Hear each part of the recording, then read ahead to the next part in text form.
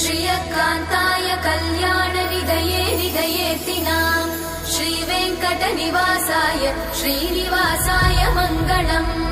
लक्ष्मी सविभ्रमालोकसुभ्रूविभ्रमचक्षुषे चक्षुषे सर्वलोकानां वेङ्कटेशाय मङ्गलम् श्रीवेङ्कटाद्रिशृङ्गाग्रमङ्गलाभरणाङ्ग्रये मङ्गलानां निवासाय श्रीनिवासाय मङ्गलम्